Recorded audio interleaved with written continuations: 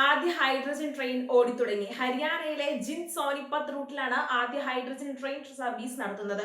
90 കിലോമീറ്ററാണ് ദൈർഘ്യം. പ്രധാനമന്ത്രി നരേന്ദ്രമോദി ഫ്ലാഗ് ഓഫ് ചെയ്തു.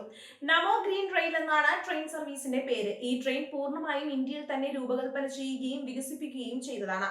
ഈ ട്രെയിൻ സർവീസിന് മറ്റൊരു പ്രത്യേകത കൂടിയുണ്ട്. ലോകത്തിലെ തന്നെ ഏറ്റവും നീളമേറിയ ബ്രോഡ് ഗേജ് ഹൈഡ്രജൻ ട്രെയിൻ എന്ന റെക്കോർഡുമായാണ് നമോ ഗ്രീൻ റെയിൽ ഓടിത്തുടങ്ങിയത്.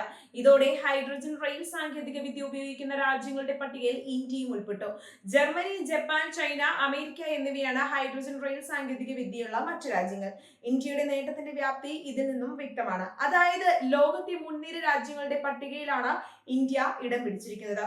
ഹൈഡ്രജനും ഓക്സിജനും സംയോജിപ്പിച്ച് വൈദ്യുതി ഉൽപ്പാദിപ്പിച്ചാണ് ട്രെയിൻ പ്രവർത്തിക്കുന്നത്. 2 പവർ കാറുകളിലായി ഹൈഡ്രജൻ ഫ്യൂവൽ സെല്ലുകളും ലിഥിയം ഫെറോഫോസ്ഫേറ്റ് ബാറ്ററിയും അടങ്ങുന്ന 4 സെറ്റ് ഇന്റഗ്രേറ്റഡ് പവർ പാക്കുകളാണ് ഊർജ്ജ കേന്ദ്രം. ഫ്യൂവൽ സെൽ വൈദ്യുതി ഉൽപ്പാദിപ്പിക്കുന്നത് ഉയർന്ന മർദ്ദത്തിൽ സൂക്ഷിച്ചിരിക്കുന്ന ഹൈഡ്രജനും അന്തരീക്ഷത്തിൽ നിന്നുള്ള ഓക്സിജനും സംയോജിപ്പിച്ചാണ്.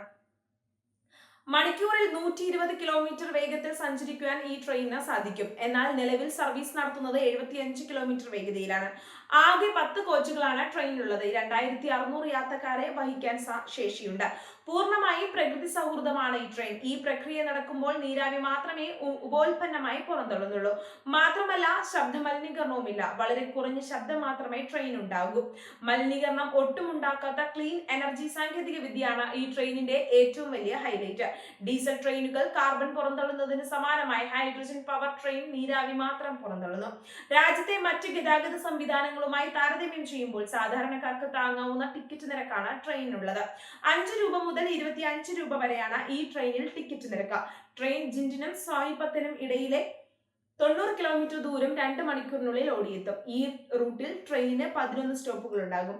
ട്രെയിൻ നമ്പർ 7401 എല്ലാ ദിവസവും രാവിലെ 7:40 ജിൻഡിൽ നിന്ന് പുറപ്പെട്ട് രാവിലെ 9:40 സോനിപത്തിലെത്തും. മടക്കയാത്രയിൽ ട്രെയിൻ നമ്പർ 7400 രാവിലെ 10:40 സോനിപത്തിൽ നിന്ന് പുറപ്പെട്ട് ഉച്ചയ്ക്ക് 1 ജിൻഡിലെത്തും. 2 മണിക്കൂർ 20 മിനിറ്റ് എടുക്കും.